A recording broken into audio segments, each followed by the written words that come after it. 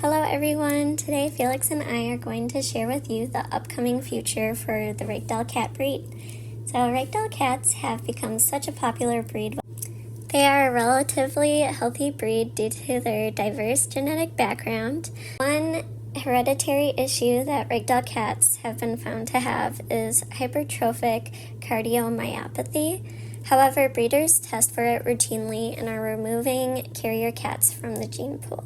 Ragdoll cats may be at risk for obesity as they're known for their love of food, so be watchful of their portion sizes while they're eating. Thank you for watching, and please like and follow for more cat-related content.